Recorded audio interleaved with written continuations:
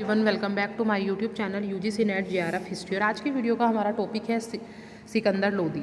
इससे पहली वीडियो में हमने बहलोल लोदी के बारे में डिस्कस किया था। आज हम सिकंदर लोदी के बारे में डिस्कस करने वाले हैं, क्योंकि बहलोल लोदी के बाद में सिकंदर लोदी ही नेक्स्ट शासक बने थे।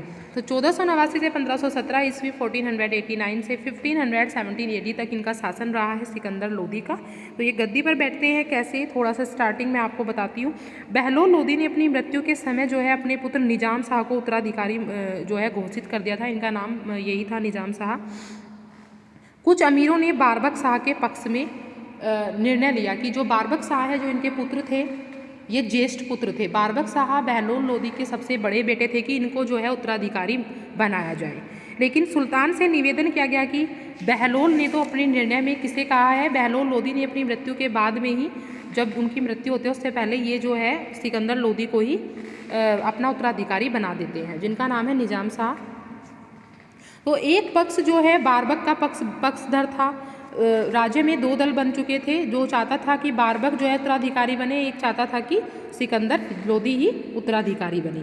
दूसरा दल निजाम शाह को चाहता था। बहुमत दल ने निजाम शाह का विरोध जो है इस आधार पर किया, जो व्यक्ति निजाम शाह को गद्दी पर नहीं बैठाना चाहते थे वो ये कहते थे कि ये जो है एक हिंदू सुनारिन के पुत्र हैं और बहलोल लोदी ने इनके साथ विधिवत विवाह नहीं किया है, तो इसलिए जो है इनको गद्दी पर नहीं बैठाया जाता, इनको उत्तराधिकारी हम नहीं मान सकते।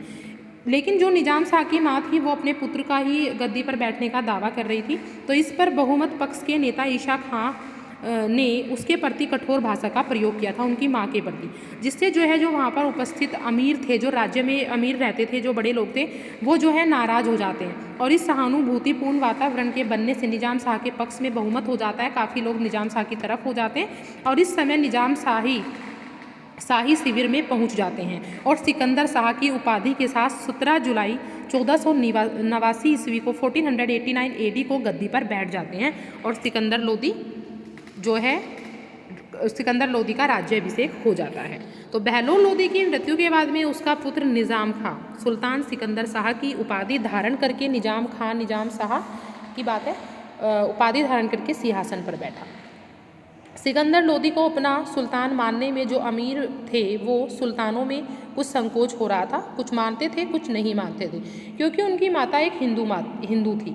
परंतु सिकंदर ने अपनी चतुरता, बुद्धिमत्ता और साहस के साथ विपरीत परिस्थितियों का सामना किया। जो उस टाइम की परिस्थितियां थी उनका जो है इन्होंने अपनी बुद्धिमत्ता और साहस से सामना किया। अपने विद्रोहियों का दमन करके हिंदू जनता के प्रति असहिष्णुता की नीति को अपनाया और अपने आप को एक धार्मिक कट्टर अफगानी मुसलमान के रूप में प्रतिष्ठित किया। सिंहासन पर बैठने के समय सिकंदर लोदी की शक्ति बहुत ज़्यादा मजबूत नहीं थी, क्योंकि सरदार व जागीरदारों की बहुत बड़ी संख्या अपने अपने क्षेत्रों में अपनी जो शक्ति थी उसको मजबूत किए हुए थी, इसलिए जो है उनकी शक्ति जो है काफ़ी मजबूत नहीं थी। उसने जो है सबसे पहले अमीरों पर नियंत्रण किया। सिकंदर ने राजतत्व की धारणा में इस परिवर्तन को धीरे धीरे लागू किया कि उसने बहलोल के समान साझे कालीन पर बैठने की नीति को त्याग दिया। जैसे कि बहलोल लोदी जो कि अमीरों के सामने गद्दी पर नहीं बैठते थे, राजगद्दी पर नीचे कालीन पर बैठते थे, तो वो नीति जो है सबसे पहले सिकंदर लोदी ने त्याग दी। इस परिवर्तन को उसने विनयशीलता की नीति त्याग कर सर्वोच्चता का रूप धारण कर लिया और दरबार में सिंहासन पर बैठना शुरू करा। अफगान जो अमीर थे उनको दरबार में खड़े रहकर ही सुल्तान के प्रति सम्मान प्रकट करना आवश्यक हो गया था। उससे पहले तो ऐसा नहीं था, लेकिन अनुशासन विहीन सरदारों को उसने कठोर दंड दिया। जो अनुशासन में नहीं रहते थे उन सरदारों को उसने कठोर दंड देना शुरू कर दिया। अन्य पदाधिकारियों के हिसाब किताब की भी जाँच करवाई और गबन करने वाले अमीरों को दंडित किया गया, जो कि कुछ धोखा करते थे, भ्रष्टाचार फैला रहे थे, उनको जो है दंड दिया। साथ ही साथ उसने वरिष्ठ अफगान सरदारों के प्रति सम्मान प्रकट किया, जो कि काफ़ी बुजुर्ग अमीर वर्ग था, सरदार थे, उनको जो है उसने सम्मान दिया और अनावश्यक रूप से उन्हें उत्तेजित नहीं किया। अमीरों पर नियंत्रण रखने के लिए उसने गुप्तचर प्रणाली को भी मजबूत किया। अब बात करते हैं बारबक शाह के विरुद्ध कार्रवाई। जो उनका भाई था बारबक शाह, बहलोल लोदी के बेटे थे ये, इनके विरुद्ध क्या कार्रवाई इन्होंने की। बहलोल लोधी के समय जौनपुर विजय के बाद बारबक शाह जो बहलोल का पुत्र था उसको वहाँ नियुक्त किया गया था, जिसे सिकंदर लोधी ने शासक बनने के बाद भी जौनपुर में अपने भाई बारबक शाह का शासन बरकरार रहने दिया और उदारता की नीति अपनाई। बारबक शाह एक अयोग्य सेना नायक और विलासी व्यक्ति था। वो अच्छा सेना नायक नहीं था और विलासी प्रवृत्ति का था। जब जौनपुर में पूर्ववर्ती विस्थापित सरकी शासक हुसैन शाह के समर्थकों ने विद्रोह किया तो बारबक शाह उसे दबाने में विफल रहे। हुसैन शाह के नेतृत्व में जो विद्रोह हुआ था जौनपुर की तरफ से इनके विरुद्ध बारबक शाह के, तो ये जो है उस विद्रोह को नहीं दबा पाए थे। विद्रोहों पर सफलता न प्राप्त करने पर 1492 ईस्वी में सिकंदर लोधी ने बारबक शाह को उस पद से हटाकर जौनपुर को दिल्ली सल्तनत में ही मिला लिया। जौनपुर को दिल्ली सल्तनत में मिला लिया क्योंकि यहाँ से उन्होंने इसे हटा दिया था। अब बात करते हैं हम बिहार की भी इन्होंने एक विजय की थी। बिहार और बंगाल से संधि की थी।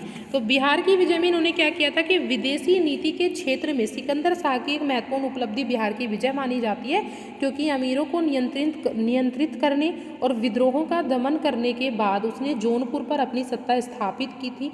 इन समस्याओं से मुक्त होने के बाद उसने अपने साम्राज्य के विस्तार पर ध्यान दिया था, ऐसा कहा जाता है। सिकंदर लोधी का शासन, सिकंदर लोधी के शासन के बारे में हम बात करते हैं। सिकंदर ने बहलोल के अपनाए अफगानी राजतत्व सिद्धांत को त्याग कर स्वयं को सुल्तान घोषित किया। उसने अफगान सरदारों की शक्ति और प्रभाव को नियंत्रण में करके सुल्तान की प्रतिष्ठा को बढ़ाया, क्योंकि उसने गद्दी पर बैठना शुरू कर दिया था। उसने अफगान सरदारों को अपना अधीनस्थ माना।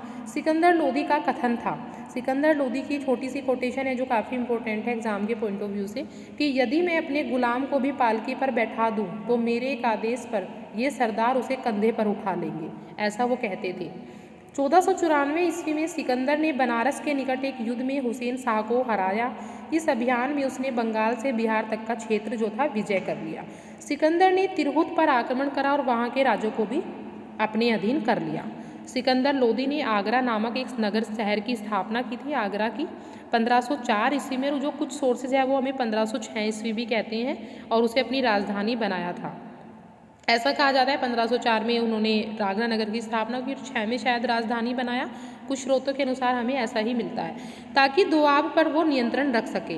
राजपूतों द्वारा दिल्ली की ओर बढ़ने के प्रयास को विफल बनाया जा सके, क्योंकि आगरा को राजधानी बनाने के बाद उन्होंने ये सोचा था कि दिल्ली की ओर जो राजपूतों का प्रयास होगा बढ़ने का, तो वो उस पर जो है कंट्रोल कर सकेंगे। उसने कृषि और व्यापार के विकास में भी काफ़ी प्रयास किए। भूमि की माप के लिए उसने 39 अंगुल का पैमाना विकसित किया, जिसे गजे सिकंदरी कहा जाता है। काफ़ी इंपॉर्टेंट है। गजे सिकंदरी पैमाना जो भूमि की माप के लिए चलाया गया था, वो किस सल्तनत, जो दिल्ली सल्तनत के कौन से शासक थे, तो वो है सिकंदर लोधी। सभी आवश्यक वस्तुओं की कीमत जो है कम कर दी गई थी। ये छोटा सा एक इम्पोर्टेंट पॉइंट है कि गज की जो वास्तविक लंबाई है उसके बारे में विद्वानों में काफ़ी मतभेद है। जो विद्वान है वो एक मत नहीं है, फिर भी आम तौर पर ये कहा जा सकता है कि 30 से 33 इंच के बीच ये जो पैमाना था माप का, ये रहा होगा।